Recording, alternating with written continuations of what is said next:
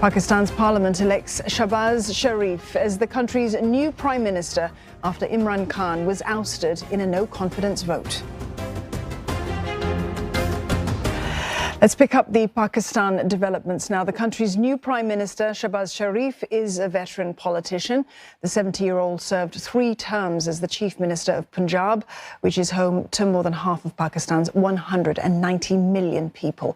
Now, during his tenure, he was seen as a capable administrator who executed infrastructure mega projects, including Pakistan's first modern mass transport system in Lahore.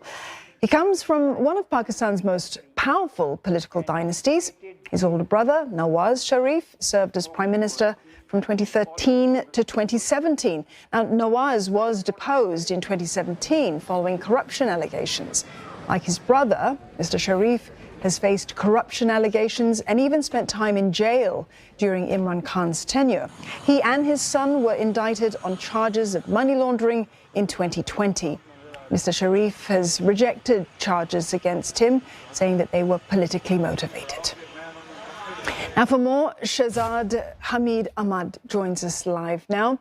Shahzad, this was a walkover for Shahbaz Sharif. What are his immediate challenges, though, in terms of delivering a stable government for Pakistan? He has a slew of challenges ahead.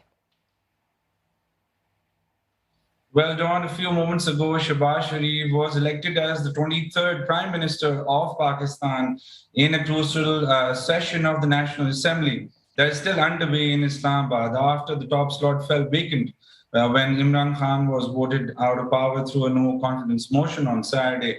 The proceedings were delayed today after the Pakistan Tehreek-e-Insaf resigned from the 149 National Assembly seats and its members walked out of the session amid intense sloganeering. The opposition's joint candidate and Pakistan Muslim League Nawaz President Shahbaz Sharif was elected unopposed after PTI chairman decided not to sit in a parliament with what he claimed were corrupt people and announced to tender in mass resignations. The National Assembly Secretariat on Sunday had announced the acceptance of the nomination papers of Shahbaz Sharif, along with former Foreign Minister Shah Mahmood Qureshi as the nominee of the Pakistan Tehreek-e-Insaf.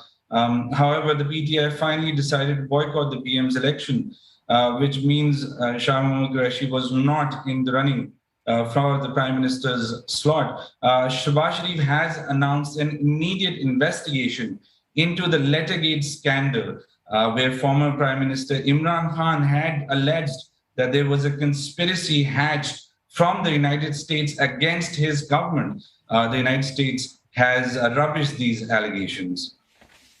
Shahzad, thank you for that. That was Shahzad Hamid Ahmad. Dr. Mohammad Wasim, he's Professor of Political Science at Lahore University of Management Sciences, joins us live from Lahore.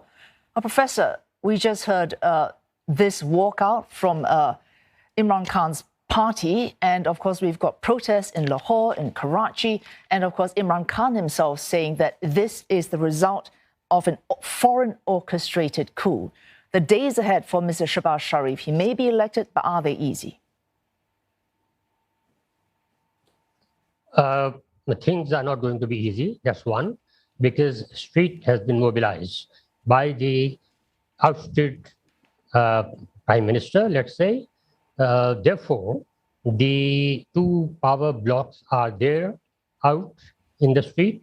First, there was the demonstration yesterday by the outgoing party, that is PTI, followers of Imran Khan, and there were also from the other side deliberations to show their happiness about whatever has transpired in the last 1 week or so. So, constitutionally speaking, there has been placed in power a new government.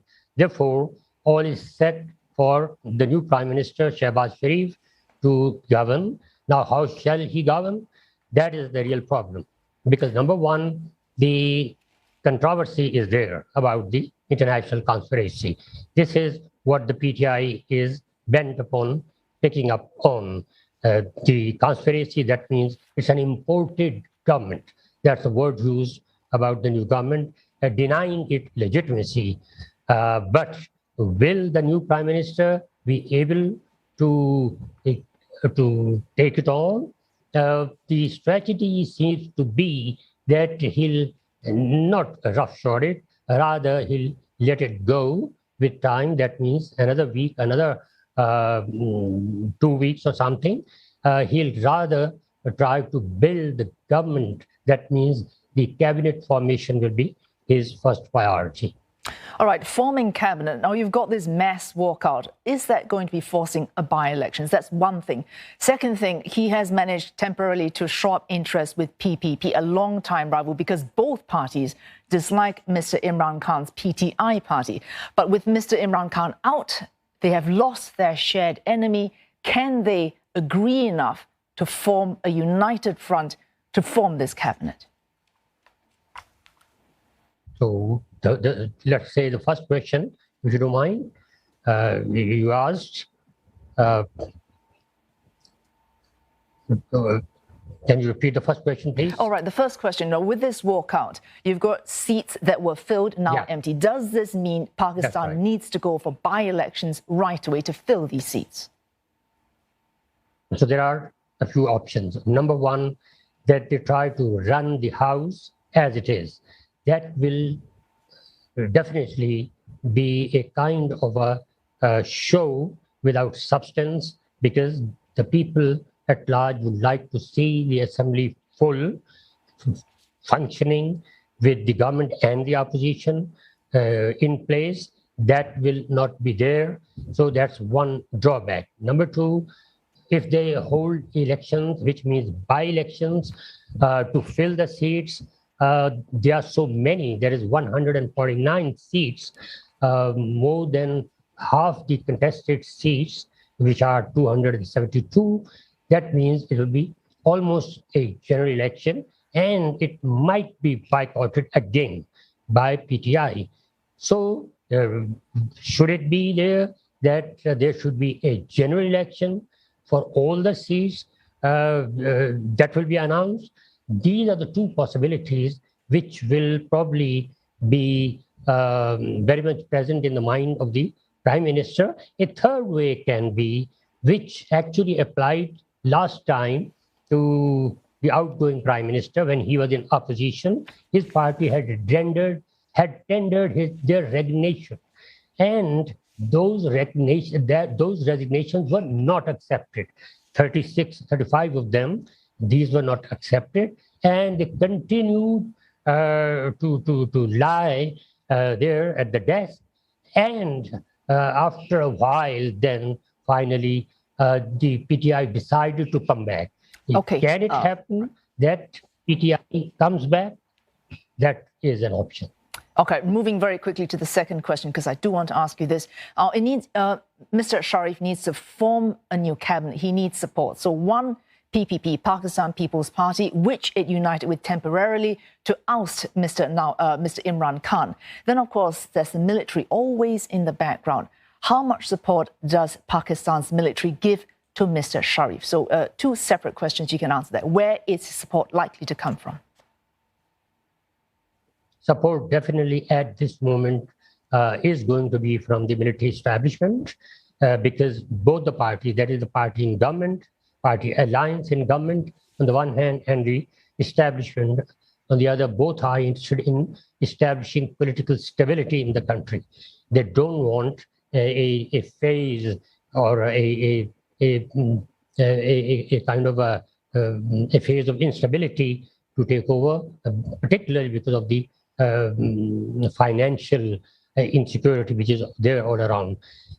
So that's number one, that yes, at this moment, these are the two power blocks which are, if not on the same page as it was said about the last government, they seem to recognize that there is need for support for each other. Secondly, whether PPP and PMLN, the two parties which have been adversaries, would they be able to perform in a united way, as long as there is a challenge from Imran Khan on the street, and as long as there is no solution of the empty seats which need to be filled up, probably they'll continue to be very much cooperative with each other.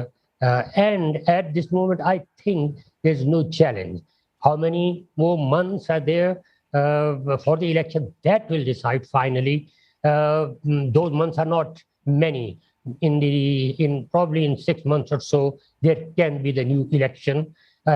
Both the parties want it, and therefore, till that time, they'll work together. After that, probably they'll come and face each other in the field. Of course, elections have to be due by October 2023. Professor Mohammad Wasim, thanks so much for speaking to us from Lahore. Pakistan's new Prime Minister may also be facing growing security threats posed by the Islamic State group. Now, data from an independent think tank shows Pakistan suffered 52 attacks by militants by late last month. Now, that's compared to 35 in the same period last year.